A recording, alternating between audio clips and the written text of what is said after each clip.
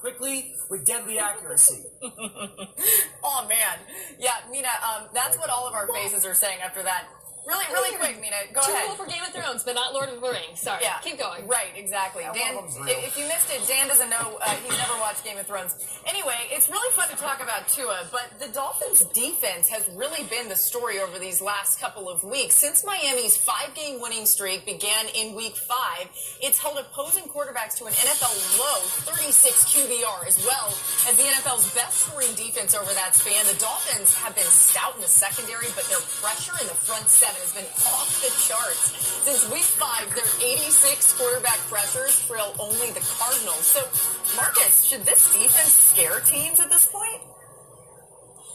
Yeah, they should. And they're built the right way. Listen, we talked about the offseason moves that the Miami Dolphins had made and bringing Van Noy over and obviously signing Byron Jones to a long extension a couple years ago, signing Xavier Howard. You see Oddball, who came over from Kansas City. Like, this team is stacked with players that can absolutely get after it. And then you see Christian Wilkins starting to become the player that they thought he could be when they drafted him. Sealer is another guy, a defensive lineman that is not getting a lot of recognition, but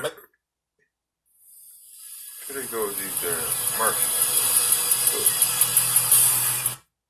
but making a lot of plays for this defense. Flores has done a tremendous job. He's brought in that in an image in how he's learned how to call defenses, and he's able to execute those defenses because of the names. Xavier Howard, Byron Jones are guys that can lock up. So in turn, you can run zero pressure and leave them guys alone on the island. Eric Rowe has stepped up, and give a shout out to their GM Greer, who decided to get all of these players in and make it happen. You know, what I dislike about talking about the Dolphins is I end up using cliches I normally hate, like complimentary football, winning in all three phases, like those football terms that don't, like they're cliches. But then you watch this team, and they're all true. Dan talked about the offense. Marcus talked about the defense and how well this team is built. How about special teams, right? How about the fact that they came into yesterday's game ranked second in special teams, according to Football Outsiders, and then Andrew Van Ginkel, I hope I say his name right, because that's my favorite name in the NFL. I think it's Van Winkle. Anyways, he blocks the punt, and he says afterwards that they were coached to do that. This is just a well-coached team. It's no coincidence that in the first quarter of games, they have the best point differential in the NFL. They never come out flat. They always come in week to week with a different plan, which is very Patriots-like, and they execute. That's why this is such a terrifying team.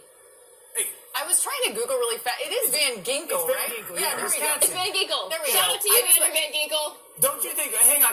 Don't you guys think that this is the first real kind of Belichick disciple that it actually looks like New England on tape? Like, we can say that, right? And that's not to discredit Miami. That's actually to, like, applaud them and speak glowingly of them. This is the first one that when I watch it on tape, I go, man, that looks a lot like New England week to week to week. They got the best week-to-week pulse in the NFL. Miami does. Yeah, and one other reminder, guys, just on the Tua front. It is today the 1-year anniversary of his injury at Alabama that had some wondering if he would ever play again. He even wondered if he would walk again. So congrats to Tua on the progress. Let's get Adam Schefter back in here. And Adam, we're getting closer to kickoff between the